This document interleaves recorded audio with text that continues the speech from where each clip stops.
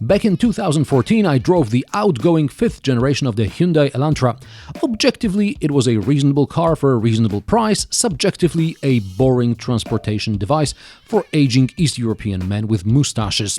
Since then, the new generation debuted and even underwent a facelift, so again, I'm witnessing the best that Hyundai has to offer in this model. Is it any better?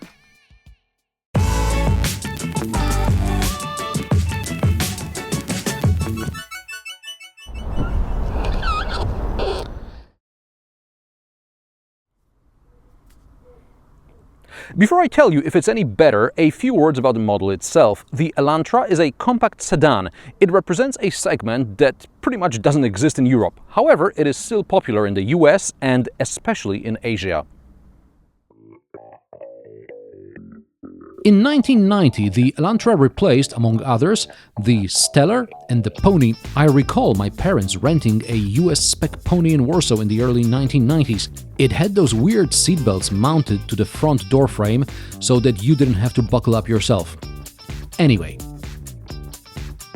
Fast forward 20 years, during which the Elantra was offered as a sedan, estate and a hatchback. Later on, it was only a sedan and in some markets also a coupe. The hatchback and the estate was later replaced by the I30. The Elantra remains a niche model in Europe with annual sales of around 2,000 units. Yes, that's in all of Europe. As far as I know, it's not even offered west of Poland, wherever west is. I checked the Balkan markets and I didn't find it either. If you're from Europe and the Elantra is still available in your market, drop me a comment below. By the way, the Elantra is not the same as the I30 Fastback, although the cars are similar. The Elantra, in my opinion, looks more mature. It is also slicker with a longer back end. The Elantra also has a more interesting front, in which I find some resemblance to the Ioniq. The I30 Fastback is also based on the I30, which means a new platform, whereas the Elantra is on the old platform. Just the right sort of car for people who prefer tried and tested products and don't want any surprises. Even the engine didn't change, at least in Europe. It lost a few horses because of emissions regulations, but that's it. However, this doesn't mean my work today is done. Let's go for a drive.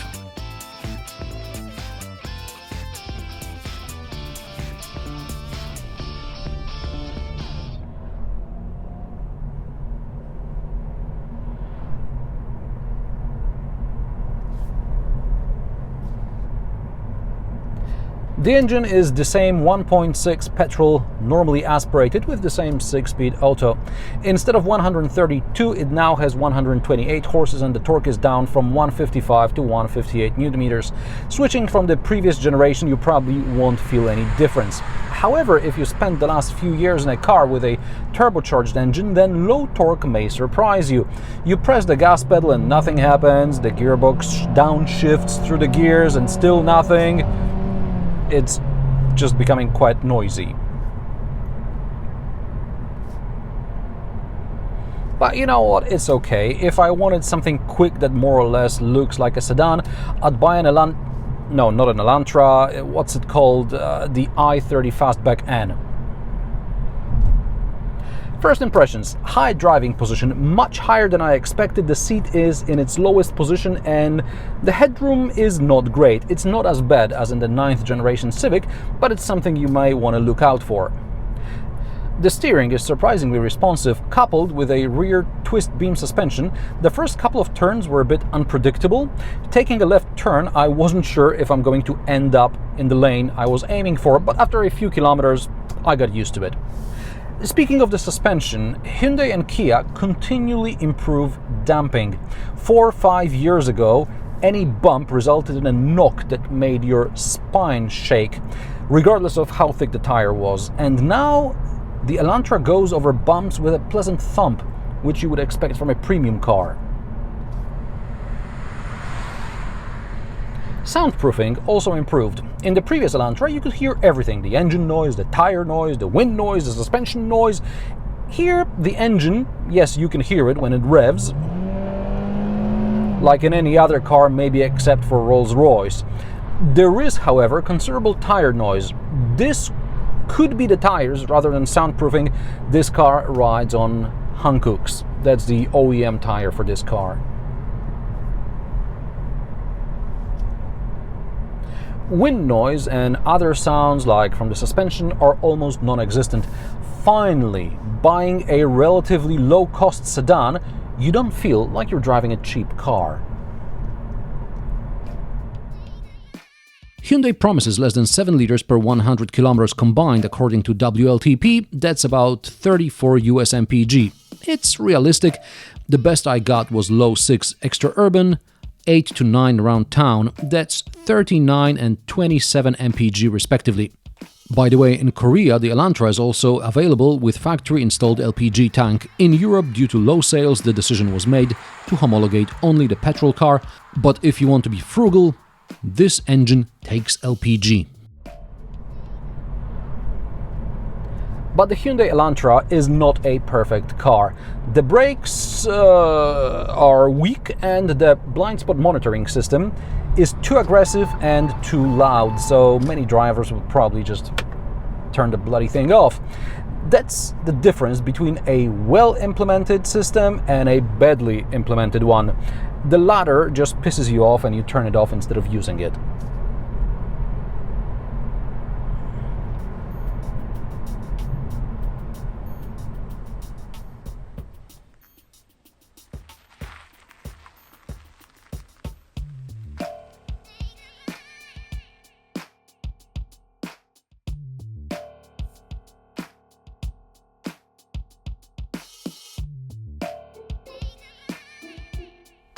The dashboard layout is similar to that in other compact Hyundai cars.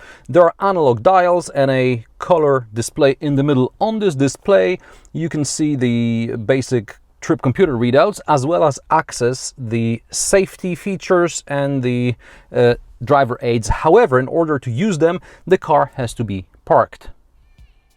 The infotainment system is also easy to use. Despite this being the top trim, SatNav is unavailable, not even as an option. This may differ depending on the market. Fortunately, you get Android Auto and Apple CarPlay as standard, so you're covered as far as navigation is concerned. Reversing camera is now mandatory, and it's there, although in my opinion it is too bright at night, so you can't see anything outside, blinded by the screen. I couldn't find separate brightness settings for the camera. There is an induction charger, a USB port, a 12-volt socket, and a 3.5mm jack socket.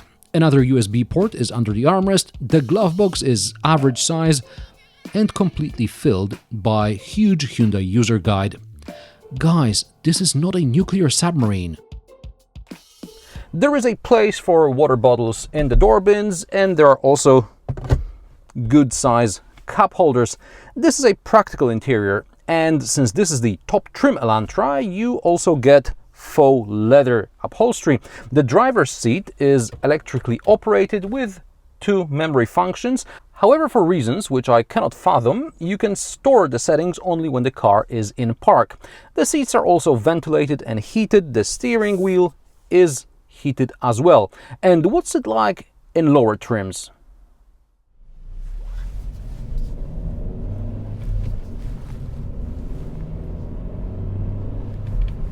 Here we jump into the future. It's a month later and I'm driving a lower trim Elantra with a manual gearbox. The car is about 5,000 euro cheaper, so what's missing? The first thing you notice is that there is no faux leather upholstery.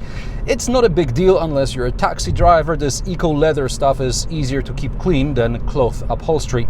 There is also no lumbar support adjustment, and that's the biggest problem. I drove this car for about 500 kilometers in one go, and throughout the second half of the journey I was rather uncomfortable. On the plus side, I managed to get the fuel consumption down to 5.2 liters per 100 kilometers on a dual carriageway, so I wasn't exactly driving slowly. Interestingly enough, a few days earlier, I drove a hybrid Lexus UX on the same route and it used 2 liters more per 100 kilometers. Otherwise, the Elantras aren't much different in terms of ride comfort or noise insulation. I guess it's just down to equipment and what one can afford and what one really needs. And now we're traveling back in time. In the back, the legroom is okay, but the headroom is not great, especially if your tall uncle would sit here. Higher trim models get air vents, but there is no USB ports or even a 12-volt socket. But regardless of the trim, there is an armrest with cup holders. Also, the backrest split 60-40, regardless of the trim. Along with keyless access, you get something which is called the intelligent tailgate, and no, you can't talk to it, but as you approach the car with the key in your pocket, the tailgate will open, sort of. And now a question for you. Where do you think that the boot release button is? I'll wait a couple of seconds, or you can pause the video and drop your guesses in the comments below. And now,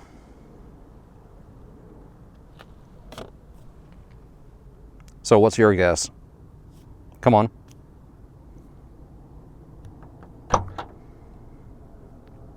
Who would have thought? The boot has almost 460 liters volume. There are handles to release the backrest in the second row. Unfortunately, there is no flat loading area. There are also no shopping bag hooks, and the hinges eat into the boot space.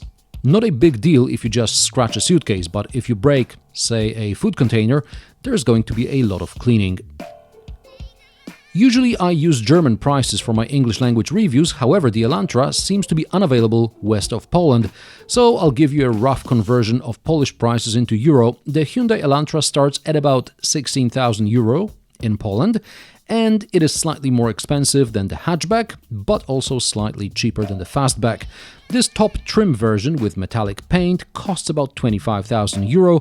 Other competitors may include the Honda Civic sedan, Mazda 3 sedan, Renault Megane sedan, Opel Astra sedan, and Toyota Corolla sedan. Let me know if they are available in your markets and how much they cost. Hyundai really improved the Elantra. If you're in a market for a compact sedan, then besides the fact that you obviously don't live in Europe, you should take the Elantra for a test drive. Do you like compact sedans, or maybe you prefer the more practical estate or hatchback? Let me know in the comment section below. Subscribe, rate and share new reviews every Friday. Thanks for watching, and I will see you in the next one.